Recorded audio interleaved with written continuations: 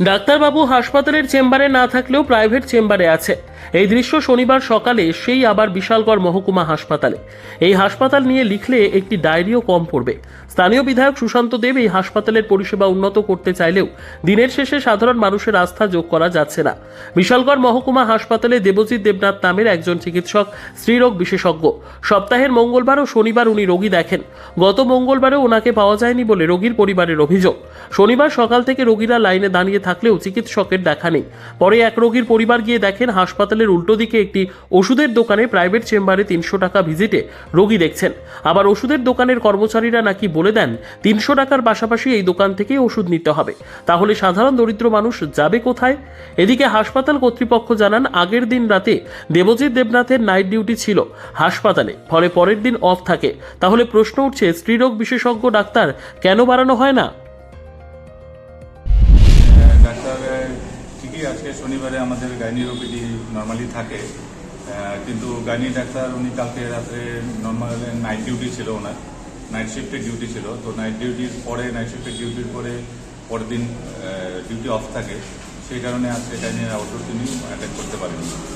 Sir, ওনার স্থলাভিষিক্ত কি কাউকে করা যেত না? আমাদের একদিনই মাত্র গাইনোকোলজিস্ট আছেন, তো এমনিতে আমাদের নর্মাল আউটডোর খোলা আছে, ওইখানে পরিষেবা নিতে পারবেন সবাই।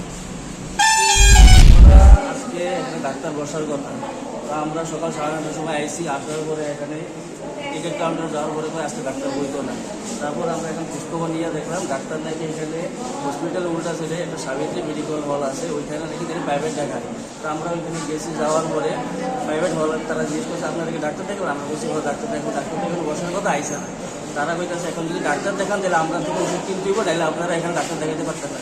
আমরা বললাম যে আমরা তো গরিব মানুষ, আমরা টাকা দেয়, আপনার 200 টাকা 100 টাকা গাড়ি ভাড়া লাগে, একটা মুখে লইয়ে নিই, তারপরে আবার আপনার 300 টাকা ভিজিট দিতে হবে, আবার ওষুধ আপনার থেকে কিনবো, আমরা যেখানে মন দিব আমরা ওখান থেকে কিনবো। অনেকে আছে আবার দোকান তাকিয়ে থাকে, তারা ওইখান থেকে ওষুধটা কিনবো, তাদের একটা প্ল্যান থাকে। এখন যদি আপনার থেকে ওষুধ কিনতে হবে, তাহলে ডাক্তার থেকে তারা ওই রোগীরা বুঝে যাবে। এটা সাধারণ মানুষ একটা ফোন করে 11টার উপরে বাজে, 1.5 ঘন্টা করে ওয়েট করতেছে ডাক্তার আইবো আইবো, এখনও কিন্তু ডাক্তার আসে না। ডাক্তারের কি নাম? ডাক্তারের নাম হলো দেবজিৎ দেবনাথ। উনি কি এখন আসে চেম্বারে আসছে, প্রাইভেট চেম্বারে আসে? এখন প্রাইভেট চেম্বারে, যতদিন শুনছি প্রাইভেট চেম্বারে ডাক্তার দেখাইতেছে। এটা কোন হসপিটাল? এটা বিশালগড় হসপিটাল। কতজন রোগী মোটামুটি? মোটামুটি আমি আসার সময় দেখলাম 15 জনের মতো। তারপরে এখন তারা অনেকক্ষণ বইয়া ত্যাক্ত হয়েছিল, তারা অনেকে আবার গেছে প্রাইভেট চেম্বারে ডাক্তার দেখানোর জন্য, আবার অনেকে এখন নতুন নতুন আইছে, তারাও এখন বইয়া ওয়েট করতেছে ডাক্তার আসবে। মানে আপনার কি মনে হয় উদ্দেশ্যটা কি?